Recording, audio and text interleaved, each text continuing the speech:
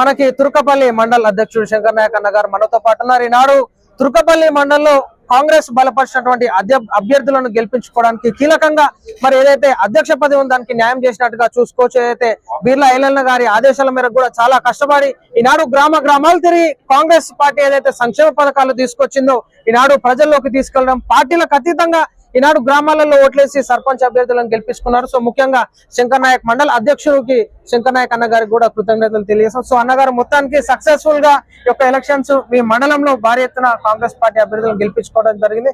ఎట్లా ఉంది ఈ ఎలక్షన్ మూమెంట్, ఎట్లా జరిగింది అనుకుంటున్నారు? ముందుగా వి ఛానల్ వారికి ప్రత్యేక ధన్యవాదాలు. తుర్కపల్లి మండలంలో 33 గ్రామ పంచాయతీలకు గాను 26 గ్రామ పంచాయతీలు కాంగ్రెస్ పార్టీ బలపరిచిన అభ్యర్థులను గెలిపించుకోవడం జరిగింది. గెలిపించిన ఆ గ్రామ ప్రజలందరికీ పేరు పేరున ప్రత్యేక ధన్యవాదాలు.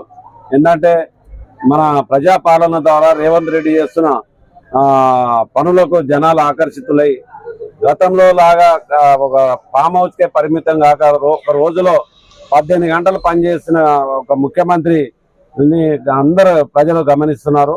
వారి అడుగుజాడల్లో కాంగ్రెస్ పార్టీ బలపరిచిన అభ్యర్థులను చాలా మందిని గెలిపించుకోవడం జరిగింది. వారికి ఆ గ్రామాల ప్రజలందరికీ ప్రత్యేక ధన్యవాదాలు. అక్కడక్కడ కొందరు చిన్న పొరపాట్ల వల్ల కొన్ని ఓడిపోవడం జరిగింది.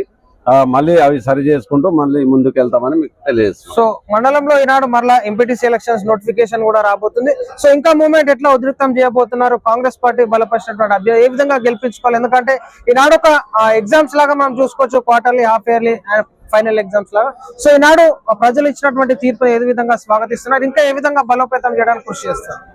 మా ఆలేరు శాసనసభ్యులు ప్రభుత్వ బీర్లా ఐలయ్య గారి నాయకత్వంలో ఆలేరులో ఉన్న 8 మండలాల 8 జడ్పీటీసీలు, 8 ఎంపీపీలు, ఎంపీటీసీలను పూర్తి స్థాయిలో కైవసం చేసుకొని రాష్ట్రంలోనే ఆలేరును ప్రథమ స్థానంలో నిలపాలనే ఉద్దేశంతో మా ఎమ్మెల్యే గారు మా అందరికీ కార్యకర్తలకు, నాయకులకు అందరికీ హితబోధ చేస్తారు. కాబట్టి వారు అడుగుజాడలో రాబోయే ఎంపీటీసీ, జడ్పీటీసీ ఎన్నికల్లో ఖచ్చితంగా కాంగ్రెస్ పార్టీని మరింత ఇదే ఉత్సాహాన్ని మరింత ఉత్సాహపరిచి చాలా మంది కార్యకర్తలను ఉత్తేజపరిచి కాంగ్రెస్ పార్టీని ముందు నడుపుతామని ఈ రకంగా ఈ సందర్భంగా తెలియజేస్తున్నారు. సో ఈనాడు మండల అధ్యక్షుడిగా ఉన్నారు. ఏదైతే బీఆర్ఎస్ పార్టీ చేసేటటువంటి అసత్య ప్రచారాలను ఏ విధంగా తిప్పికొట్టాలనుకుంటారు? ఎందుకంటే సంక్షేమ పథకాలని ఈనాడు బాకీ కాడని చెప్పేసి ముంగడు తీసుకొస్తా ఉన్నారు.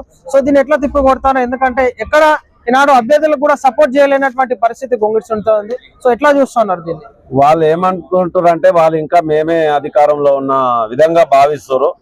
ఇక్కడ ప్రజాపాలన ద్వారా ఇక్కడ ఎమ్మెల్యేలు కానీ, మంత్రులు కానీ జనాల్లో వెళ్ళి నిత్య వాళ్ళు చేసే సంక్షేమ పథకాలను ప్రజల్లో తీసుకుంటూ వాళ్ళు ఇంకా మేమే భ్రమలో ఉన్నాము, మేమే అధికారంలో ఉన్నాము, వాళ్ళు కనీసము ఎక్కడైనా ప్రచారం చేసే అంత జనాల్లో వచ్చే ముఖం లేదు.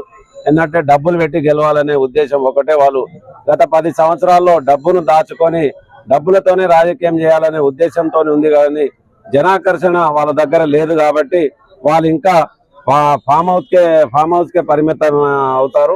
రాబోయే రోజుల్లో కూడా ఆ పార్టీ 3 ముక్కలై రేపు రాబోయే ఇంకా 15-20 సంవత్సరాలు కాంగ్రెస్ పార్టీ అధికారంలోకి ఉంటుంది. సో మొత్తానికి ఈనాడు కాంగ్రెస్ పార్టీ ఈనాడు ఏదైతే సంక్షేమ పథకాలు తీసుకురావడం జరిగిందో దాన్ని ఫేక్ గా ఈనాడు క్రియేట్ చేసి అదే విధంగా కాంగ్రెస్ పార్టీ అసలు గ్రాఫ్ మొత్తం పడిపోయిందని చెప్పేసి అటు ఫామ్ హౌస్ లో ఉన్నటువంటి కేసీఆర్ గానీ, ఇటు కేటీఆర్ గానీ, హరీష్ రావు గానీ టోటల్ గా కొలాప్స్ చేయడానికి ప్రయత్నం చేసినారు. ఈనాడు ప్రజలు ఏ గట్టు మీద ఉన్నారంటే కాంగ్రెస్ గట్టు మీద ఉన్నామని చెప్పేసి తీర్పులు ఇవ్వడం జరిగింది. ఎట్లా చూస్తున్నారు? రాష్ట్రం మొత్తం మీరే చూస్తున్నారు. ప్రజలందరూ మెజార్టీ స్థానాలు 3వ వంతు స్థానాలు సర్పంచ్లంతా కైవసం కాంగ్రెస్ పార్టీ చేసుకుంది. వారు ఏంటంటే ఊకదుంపులు మాటలే మాట్లాడుతున్నారు తప్ప జనాల్లో లేరు. కనీసం వాళ్ళ గ్రాఫ్ చూసుకుంటే రాష్ట్రంలో ఎక్కడ ఏ నియోజకవర్గంలో వాళ్ళు ముందంజలో లేరు.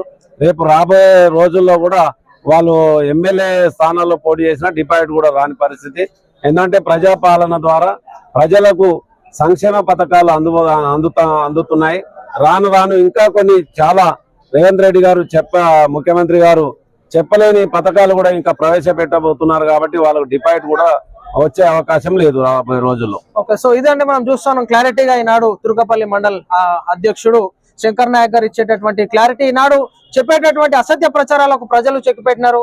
ఏదైతే ఈనాడు కాంగ్రెస్ పార్టీ ఇచ్చినటువంటి హామీలు నెరవేర్చదని చెప్పేసి, కానీ ఈనాడు కాంగ్రెస్ పార్టీ దాన్ని ధీటుగా తీసుకొని ప్రతి ఒక్కటి నెరవేరుస్తూ, ఇచ్చినటువంటి హామీలు ఇవ్వనటువంటి హామీలు కూడా నెరవేరుస్తూ ముందుకొస్తాం. కాబట్టి ఈ సంక్షేమ పథకాలు ఏదైతే ఇందిరమ్మ ఇల్లులు వచ్చినో, ఈనాడు గతంలో కేసీఆర్ డబుల్ బెడ్రూమ్లు ఇస్తా అని చెప్పేసి ఇవ్వకపోగా ఈనాడు రేవంత్ రెడ్డి గారు రావడంతోనే ఈనాడు ఇందిరమ్మ ఇల్లు శాంక్షన్ కావడం ఇది ఒక ప్లస్ పాయింట్ గా మనం చూసుకోవచ్చు. ఈనాడు పార్టీలకు అతీతంగా గ్రామాల్లో ఈనాడు కాంగ్రెస్ పార్టీ బలపరిచినటువంటి అభ్యర్థులను గెలిపించుకోవడం కీలకంగా మారిందని చెప్పేసి చెప్పుకోవచ్చు.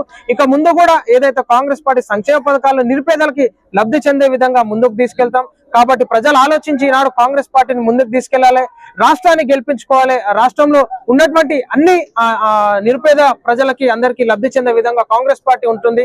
ఒక తల్లి లాంటి పార్టీ కాంగ్రెస్ పార్టీ అని చెప్పేసి మనకు మండల అధ్యక్షుడు శంకర్ నాయక్ గారు చెప్తాను.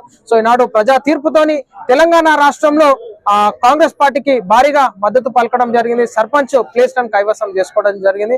సో ఇక మీదట జరిగేటటువంటి జెడ్పీటీసీ ఏది ఎలక్షన్స్ ఉన్నా సరే కానీ, ఎంపీటీసీ ఎలక్షన్స్ ఉన్నా కానీ ఈనాడు ప్రజా తీర్పు కాంగ్రెస్ వైపు అని చెప్పేసి క్లారిటీ ఇవ్వడం జరుగుతుంది. ఇది మనం చూస్తున్నాం తుర్కపల్లి మండల అధ్యక్షుడు శంకర్ నాయక్ గారితో క్లారిటీ. కెమెరామెన్ అజయ్ తో కృష్ణ.